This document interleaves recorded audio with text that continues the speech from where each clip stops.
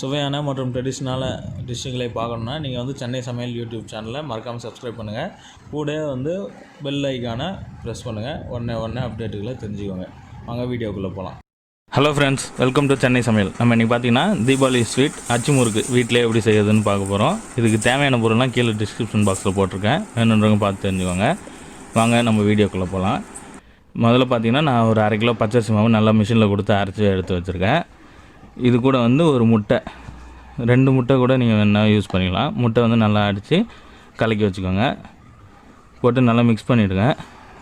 பார்த்திங்கன்னா முட்டை நல்லா ஈவனாக ஸ்ப்ரெட் ஆகி நல்லா மிக்ஸ் ஆகிடுச்சு. இப்போ இது கூட வந்து ஒரு கப்பு வந்து சீனி வந்து அரைச்சி நல்லா நைஸாக அரைச்சி எடுத்து வச்சுக்கோங்க. அதை வந்து நம்ம மிக்ஸ் பண்ண போகிறோம். சீனி கட்டியாக இருந்ததுன்னா உங்களுக்கு மிக்ஸ் ஆகாது, உங்களுக்கு ஸ்வீட்டு கொஞ்சம் கம்மியாக இருக்கும். அதனால் அரைச்சி எடுத்து வச்சுக்கோங்க. இது கூட வந்து தேங்காய் பால் எடுத்து வச்சுருக்கேன். தேங்காய் பால் எடுக்கிறது எப்படின்னு எல்லாருக்கும் தெரியும். அது வந்து ஊற்றி நீங்கள் கொஞ்சம் கொஞ்சமாக வந்து மிக்ஸ் பண்ணிக்கோங்க. மிக்ஸ் பண்ணி நல்லா இட்லி மாவு வரும் பார்த்திங்களா, தோசை மாவு, அந்த கன்சிஸ்டன்சிக்கு வந்து நீங்கள் நல்லா மிக்ஸ் பண்ணி வச்சுக்கோங்க. பால் வந்து கொஞ்சம் கொஞ்சமாக ஊற்றுங்க, அதிகமாக ஊற்றிடாதீங்க. தண்ணியாக போச்சுன்னா உங்களுக்கு அச்சு முறுக்கு வர்றது கஷ்டமாக இருக்கும். அதனால் கொஞ்சம் கொஞ்சமாக ஊற்றி நல்லா மிக்ஸ் பண்ணிக்கோங்க. கட்டியே இருக்கக்கூடாது, கட்டி இல்லாமல் நல்லா மிக்ஸ் பண்ணிக்கோங்க. பார்த்திங்கன்னா நல்லா மிக்ஸ் ஆகிடுச்சு பாருங்கள். இப்போ சின்ன சின்ன கட்டியே இருக்கும், அதெல்லாம் கூட உடச்சி விட்டுட்டு நல்லா இந்த கன்சிஸ்டன்சிக்கு வந்து மிக்ஸ் பண்ணிக்கோங்க. இது வந்து புளிக்கிட்டோம், ஒரு 1/2 அன் ஹவர் வந்து வரமாக வச்சுருங்க. அது வரைக்கும் வந்து நான் அந்த அச்சு முறுக்கு கம்பியை வந்து எண்ணெயில் போட்டு ஊற வச்சுருக்கேன். அப்போ தான் உங்களுக்கு அச்சு முறுக்கு நல்லா வரும். இது வந்து ஹீட் பண்ணி வச்சுக்கோங்க. எண்ணெய் ஹீட் பண்ணி அந்த அச்சு முறுக்கு கம்பியை போட்டுருங்க. எண்ணெய் ஹீட் ஆகிறப்ப அந்த அச்சு முறுக்கு கம்பி வந்து அது உள்ளே இருக்கட்டும். இப்போ வந்து மாவு ரெடி ஆகிடுச்சு. இது கூட வந்து நான் எசன்ஸ் ஊற்றிருக்கேன், ஏலக்காய் எசன்ஸ் ஊற்றிருக்கேன் வாசனைக்காக. ஏலக்காய் போட்டிங்கன்னா கொஞ்சம் கட்டிக்கிட்டே இருக்கும், அதனால் நான் வந்து எசன்ஸ் ஊற்றிருக்கேன். மாவு ரெடி. இப்போ எண்ணெயும் ஹீட் ஆகிடுச்சு, கம்பியும் ஹீட் ஆகிடுச்சு. இப்போ எடுத்து அந்த மாவில் வந்து டிப் பண்ணுங்கள். பார்த்திங்கன்னா உங்களுக்கு எண்ணெய் சவுண்டு கேட்கும் பாருங்கள். டிப் பண்ணி எடுத்து அந்த கம்பியில் போட்டு எண்ணெயில் போடுங்க. நல்லா அதுவே வந்து கலந்து வந்துடும் ஈஸியாக. ஃபஸ்ட்டு டைம் வந்து உங்களுக்கு கொஞ்சம் ஒட்டிக்கிட்டு இருக்கும், அது வந்து ஒரு கம்பியை வச்சு எடுத்து விட்டிங்கன்னா வந்துடும். ஃபஸ்ட்டு ஒரு 2-3 இது அந்த எண்ணெய் ஹீட் ஆகுறது, அந்த கம்பி ஹீட் ஆகிற வரைக்கும் உங்களுக்கு கஷ்டமாக இருக்கும். அது வந்ததுக்கப்புறமா வந்து மறுபடியும் அந்த கம்பியை வந்து படச்சட்டியில் போட்டு வச்சுருங்க. அந்த எண்ணெயிலே ஹீட் ஆகட்டும், இந்த அச்சு முறுக்கு ரெடி ஆகிற வரைக்கும். கலந்தோடனே திருப்பி போட்டுருங்க. இந்த அச்சு முறுக்கு வந்து 2 சைடும் வந்து ஈவனாக வேகட்டும். பார்த்திங்கன்னா அடுத்து வந்து இது வந்துக்கிட்டு இருக்கும்போது இன்னொன்றும் போட்டுடலாம். கம்பி எடுங்க, உள்ளே மாவில் டிப் பண்ணுங்கள்.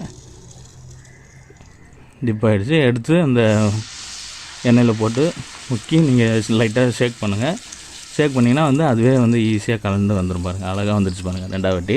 ஃபஸ்ட் டைம் உங்களுக்கு கஷ்டமாக இருந்தது, 2ஆவது வாட்டி ஈஸியாக வந்துருக்கு பாருங்கள். பார்த்திங்கன்னா அடுத்தது அந்த இது ரெடி ஆகிட்டு இருக்கும்போது பார்த்திங்கன்னா இந்த ஃபஸ்ட்டு நம்ம போட்ட முறுக்கு வந்து ரெடி ஆகிருக்கும். அதை வந்து திருப்பி போட்டு 2 சைடும் ஈவனாக வந்துடுச்சா பார்த்துக்கோங்க. எண்ணெய் வந்து ஃபுல்லாக ஹீட்லேயே இருக்கட்டும். ஆனால் நீங்கள் ஒன்று எடுத்துடணும், இல்லை வந்து கறிக்கிடும். ஸ்லிம்மாக இருக்கும்ல உங்களுக்கு அச்சு முறுக்கு, அதனால் வந்து ஈஸியாக கறிக்கிடும். அதனால் 2மே பார்த்து எடுத்துருங்க. இதை வந்து இப்போ திருப்பி போட்டுருங்க.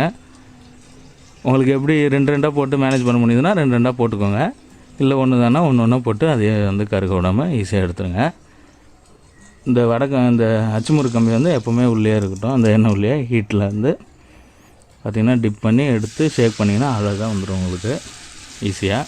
அச்சு முறுக்கு ரொம்ப பெரிய விஷயம்லாம் கிடையாது, இந்த கம்பி பழக்கிறது தான் கொஞ்சம் இதாகும். அது நீங்கள் சுடுறதுக்கு முன்னாடியே அந்த எண்ணெய் காய போடுறதுக்கு முன்னாடியே அந்த எண்ணெயிலே போட்டு வச்சுருங்க. இப்போ ஆறின எண்ணெயில் எவ்வளோ நேரம் வேணாலும் போட்டு வைக்கலாம். ஹீட் பண்ணும்போதும் போட்டு வச்சிங்கன்னா அந்த ஹீட் ஆகும்போது அந்த கம்பியும் வந்து ப்ரிப்பேர் ஆகிடும் உங்களுக்கு. அப்போ நீங்கள் மாவில் டிப் பண்ணி போட்டு எடுத்திங்கன்னா ஈஸியாக வந்துடும் உங்களுக்கு. அச்சு முறுக்கு ரொம்ப பெரிய விஷயமே கிடையாது. இனிப்பு வந்து நீங்கள் 1 கப்பு தான் இல்லை, 1/2 கிலோ மாவுக்கு வந்து உங்களுக்கு எவ்வளோ சீனி தேவைப்படுதோ அதுக்கேற்ற மாதிரி, உங்களுக்கு ஸ்வீட் எவ்வளோ தேவைப்படுதோ அதுக்கேற்ற மாதிரி போட்டு தேங்காய் பால் போட்டு இது பண்ணிக்கலாம். சீனி வந்து அரைச்சி போடுங்க, முழுசாக போடாதீங்க, உங்களுக்கு கரையிறதுக்கு லேட் ஆகும், மாவு ரெடியாகவும் லேட் ஆகும். அரைச்சி போட்டிங்கன்னா ஈஸியாக இருக்கும். பார்த்திங்கன்னா அடுத்த அச்சு முறுக்கு ரெடி ஆகிடுச்சு, எடுத்து வச்சுக்கோங்க.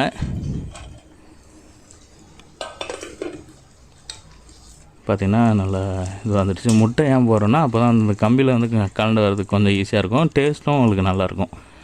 முட்டை வேணான்றவங்க வந்து முட்டை ஆட் பண்ணாமல் கூட போடலாம், ஒன்றும் பிரச்சனை இல்லை. இன்னொன்று போட்டு கட்டுறேன் பாருங்கள். அழகாக எடுத்து முக்கி லைட்டாக ஷேக் பண்ணிங்கன்னா போதும், ஈஸியாக அதுவே வந்துடும். ஃபஸ்ட்டு ஒரு 2-3 வாட்டி சில பேருக்கு மட்டும் நீங்கள் மேனுவலாக கம்பி வச்சு இழுத்து விட வேண்டியது வரும். அடுத்து போக ஹீட்டில் வந்து அதுவே அது பாட்டுக்கு நீங்கள் ஈஸியாக போட்டு எடுத்துடலாம். பார்த்திங்கன்னா அச்சு முறுக்கெல்லாம் சுட்டு எடுத்தாச்சு, ரெடி ஆகிடுச்சு. கண்டிப்பாக இந்த தீபாவளிக்கு இது உங்கள் வீட்டில் ட்ரை பண்ணி பாருங்கள். இந்த வீடியோ உங்களுக்கு பிடிச்சிருக்கும்னு நினைக்கிறேன். அப்படி பிடிச்சிருந்ததுன்னா சென்னை சமையல் யூடியூப் சேனலை மறக்காமல் சப்ஸ்கிரைப் பண்ணுங்கள்.